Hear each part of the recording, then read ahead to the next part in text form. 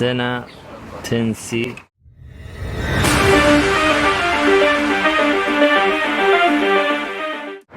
يا سلام ما شاء الله، بارك الله يبارك فيك. سنة 10C. Sorry ass DJ.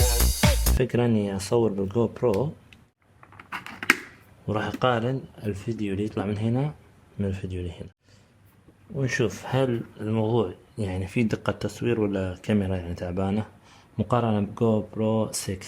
هذه 6 بلاك.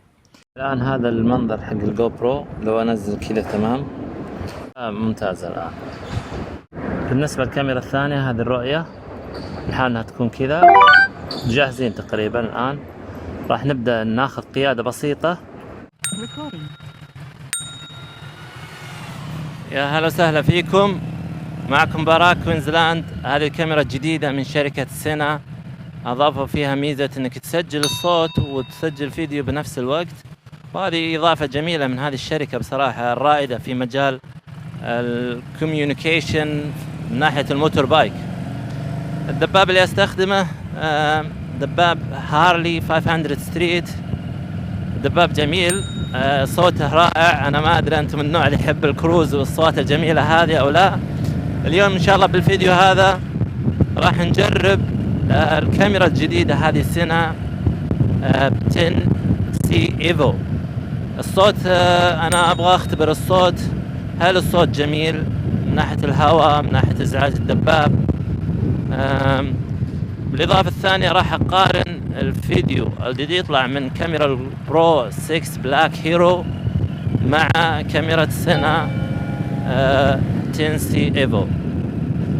فالصوت جميل إن شاء الله. أنا طبعا هذه أول تجربة، الوقت تقريبا قبل المغرب، نوعا ما الإضاءة ضعيفة، وهذا شيء جميل راح يضيف للفيديو إذا الكاميرا يعني أبو كلب ولا كويسة. الآن وقت زحمة وخروج الدوامات. أنا ما أعرف ليش الناس طالعين بسياراتهم كلهم. المفترض أن العالم تستخدم public transportation هنا، لكن شيء جميل. إحنا ندخل بالزحمات مرات ننبسط. أصحاب الدبابات زي ما تشوفون الآن تقدر تسابق السيارات، تسحب عليهم، وهذا إضافة جميلة من الدباب أنك تكون أنت في المقدمة دائما. يا هلا وسهلا فيكم مرة ثانية. اللي ما حط لايك يا جماعة يا ليت يحطيني لايك، يشترك بالقناة يدعمني، هذا أكبر داعم لي بالقناة. إذا ما أعجبك الفيديو سجل ملاحظاتك، أعطينا لايك، شجعنا وقل أنا أعطيتك لايك. بإذن الله أن نشوف منك أداء أفضل وأحسن. تقريبا أن الوقت الآن على المغرب، الناس طالعة مسرعة، كلها يسمونها رش تايم بالإنجليزي، الرش أورز. ومثل ما أنتم شايفين الآن الشارع مسدود، لكن الدباب ما يعوقه شيء، بس لكن لازم نكون حذر نوعا ما شوي. فإن شاء الله الأمور تمام. ما في أحد هنا، دز الذيب.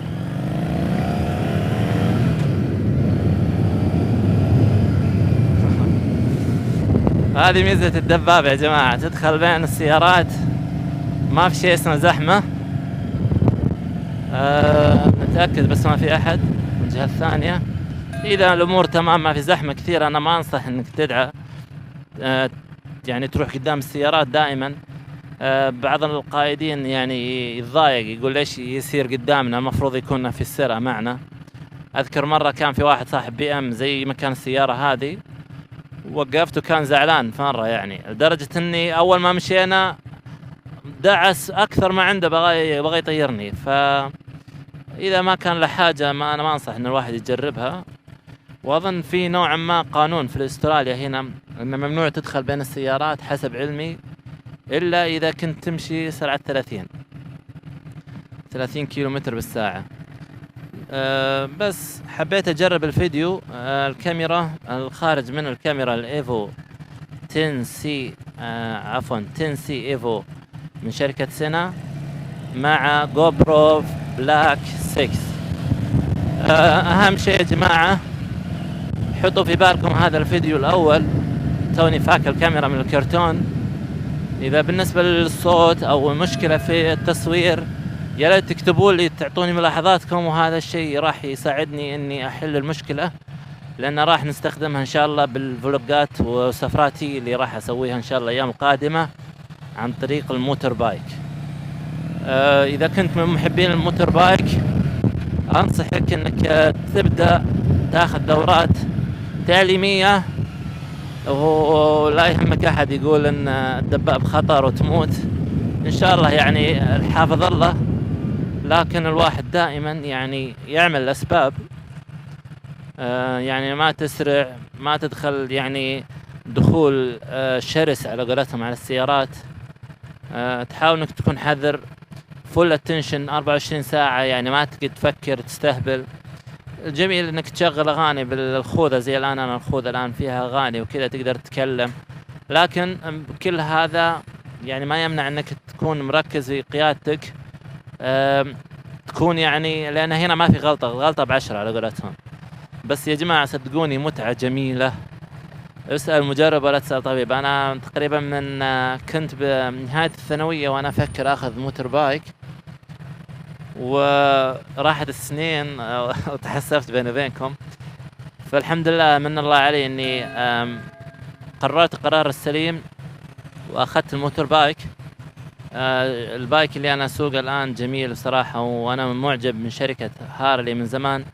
انا من الناس اللي يحبون الكروز، في فرق بين الكروز، بين سبورت، بين ادفانشر.